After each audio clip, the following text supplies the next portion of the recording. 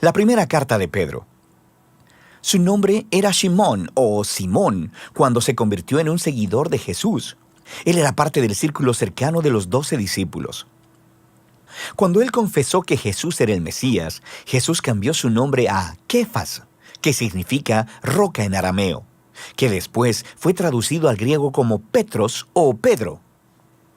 Jesús prometió que él se convertiría en un líder entre los apóstoles para guiar a la comunidad mesiánica en Jerusalén durante sus primeros años, y eso fue lo que sucedió. Recuerda los primeros capítulos del libro de Hechos. Eventualmente, sin embargo, Pedro fue llamado a llevar las buenas nuevas de Jesús más allá de las fronteras de Israel. Esta carta fue escrita cuando ya llevaba décadas en esa misión en el mundo romano más amplio.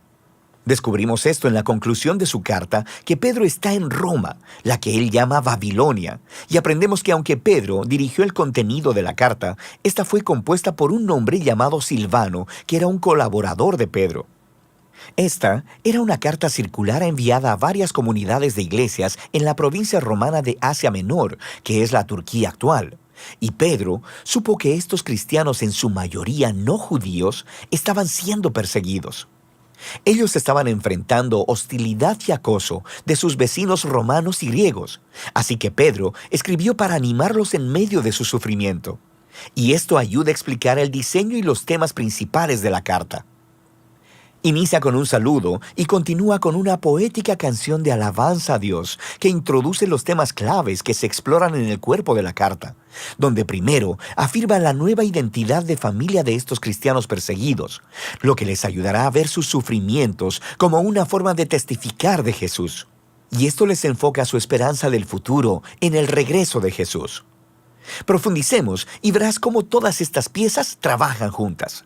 Así que Pedro inicia saludando a estas iglesias como el pueblo elegido de Dios que están exiliados alrededor del mundo. Ahora, Pedro deja claro a través de la carta que estos cristianos a los que está escribiendo son gentiles. Pero aquí, él los describe con frases del Antiguo Testamento que describen cómo Dios eligió al pueblo de Israel, la familia de Abraham, quien fue un exiliado y peregrino. Esta es una estrategia clave que Pedro repite a través de toda la carta. Él quiere que estos cristianos no judíos que estaban sufriendo vean que a través de Jesús ellos ahora pertenecen a la familia de Abraham. Así que ellos son exiliados peregrinos, al igual que Abraham. Son malentendidos, maltratados y buscan su verdadero hogar en la tierra prometida. Pedro continúa esta idea en la canción inicial. Él alaba a Dios por haber hecho que las personas nacieran de nuevo a una esperanza viva a través de la resurrección de Jesús en el poder del Espíritu. Dios está invitando a todas las personas a una nueva familia centrada alrededor de Jesús. Una familia a la que le ha sido dada una nueva identidad como hijos amados de Dios y que tiene una nueva esperanza, la de un mundo renacido por el amor de Dios cuando Jesús regrese como Rey.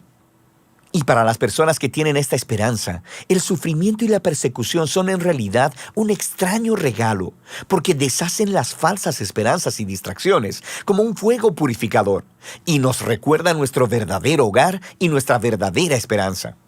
Así que, paradójicamente, las dificultades de la vida pueden en realidad profundizar nuestra fe, la hacen más genuina.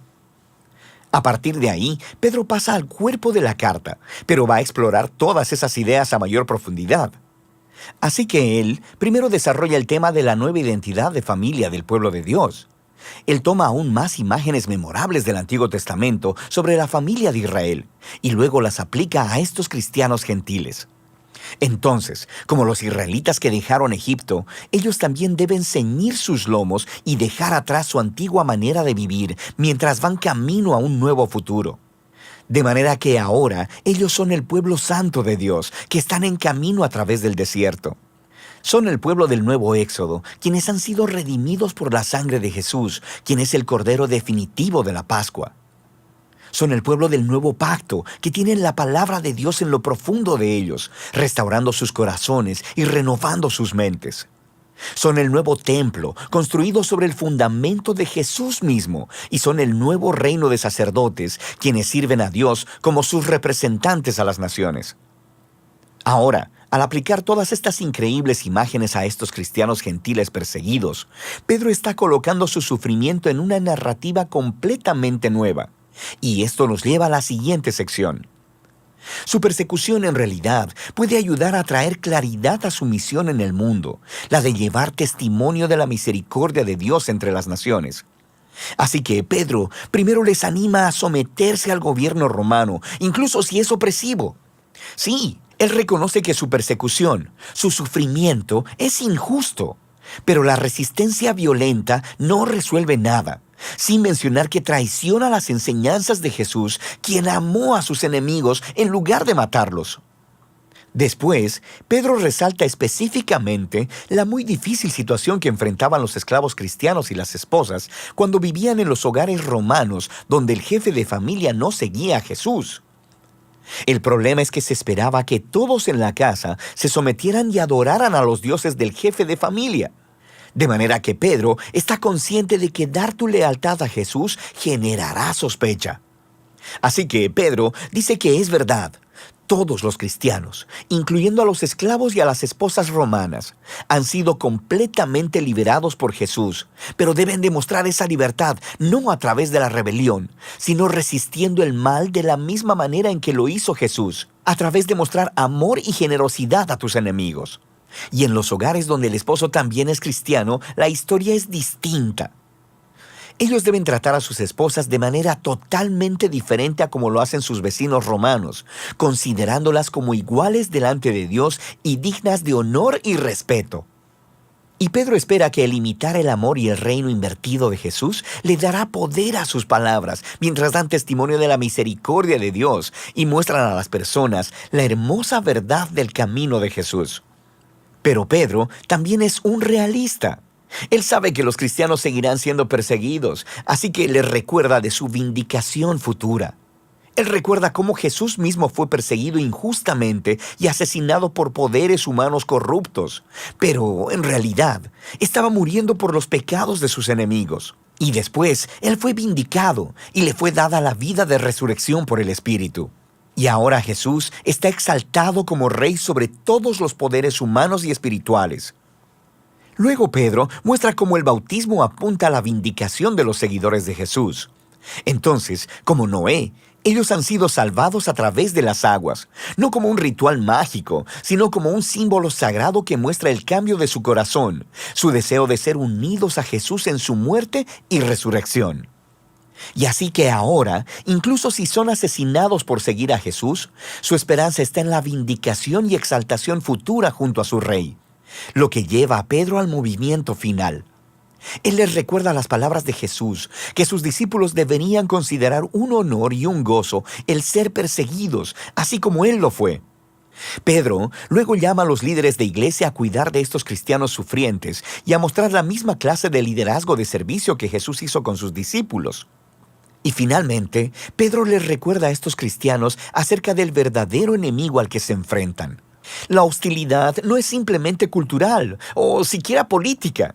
Hay fuerzas oscuras de maldad espiritual que están trabajando, inspirando odio y violencia.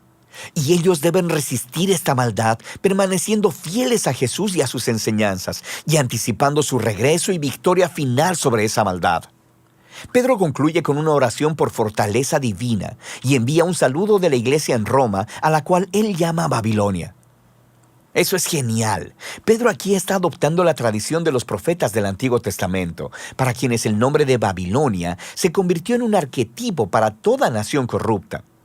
Así que Roma se ha convertido en la nueva Babilonia, y es en su imperio donde el pueblo de Dios está ahora exiliado de su verdadero hogar en la nueva creación. La primera carta de Pedro es un poderoso recordatorio de la esperanza cristiana en medio del sufrimiento. El pueblo de Dios ha sido una minoría incomprendida desde su mismísimo comienzo y deberían esperar enfrentar hostilidad porque han sido elegidos para vivir bajo el reino de un rey diferente, Jesús. Sin embargo, la persecución puede convertirse en un regalo extraño para la iglesia, porque ofrece una oportunidad de mostrar a otros el sorprendente amor y generosidad de Jesús, que es motivada por su regreso. Y de eso se trata Primera de Pedro.